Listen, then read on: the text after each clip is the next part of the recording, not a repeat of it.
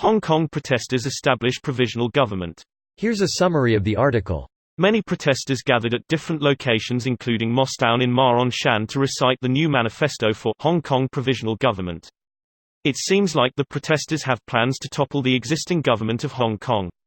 If a government is not of the people, by the people, for the people, then it is inevitable that the people will establish a government of the people. The departments of the HKSAR government from now on shall be placed under the authority of the Hong Kong provisional government. The chief executive, the chief secretary, the directors and deputy directors of the bureaus, the heads and deputy heads of the departments shall leave office and the new post holders shall be appointed by the provisional government. The provisional government's term ends in 5 years or until the formation of a government under a chief executive nominated and elected by universal suffrage. The provisional government shall prepare for the election within 1 year of its establishment and complete the election within 3 years. The chief executive and the appointed officials of the provisional government shall not be eligible for appointment as officials of the government or public organizations once they leave office. This post received a score of 10,832, with an upvote ratio of 96%. Here are the top comments in response to this article. A very brave move. This will infuriate Xi Jinping. It's a direct attack on his authority. More than that, this escalates the situation to a civil-ish war. And gives an excuse for the PLA to be involved. Yes. This is a very big escalation. Things have the potential of going very bad in the next few days. So this just became a full-on independence movement. According to the Post, it's not for independence at all. The reason for its creation seems to be the loss of faith in the ability for the HK government to serve its people, which they're obviously not interested in doing. They might not be claiming that, but that's effectively what it is. Independence is what Hong Kong wants. Destroy the CCP, break China apart. Autonomy and independence can be separate things. That just sounds like one country, two systems with extra steps. There are plenty of ways and degrees of dividing powers.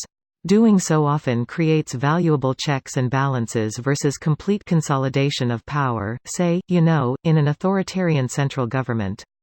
Plenty of colonies eventually became pretty autonomous territories without ever declaring independence. Or, consider how states have some autonomy from the federal gov in the US on many aspects of government. Or, consider how EU nations have autonomy yet are a part of the EU. They are reproducing the very steps that led to the creation of the PRC in 1949. This will touch a nerve in mainland China as this will appeal to hard-line socialists who are opposed to Xi Jinping totalitarian rule. I am constantly in awe at the methods and overall strategies used in HK, whose people are giving us all a lesson in revolution making. It happened in France before and people followed. Hope it's the same now. The French Revolution wasn't much fun for anyone involved. Even the people cutting off the heads tended to eventually have their own heads cut off in turn. Look at Syria. Do you think anyone there enjoyed that revolution? Revolutions suck complete ass for the regular people caught up in them, so stop hoping to see one in Hong Kong. If you're going to wish upon a star, wish for some sort of peaceful resolution, as unlikely as that probably is. The Arab Spring started in Tunisia, where they are now experiencing a democratic system for the first time in their lives. It's not about winning a war, it's about flipping the general opinion until nobody is left to defend the administration.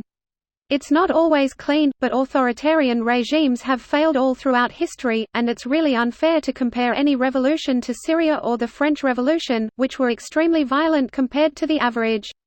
There's a reason why the CCP has such a vast network of people defending the information channels at all costs. This video was automatically created by Reddit to speech. The article and comments in this video were selected from Reddit according to their upvotes, and any paraphrasing was performed by smmry.com, without any human intervention.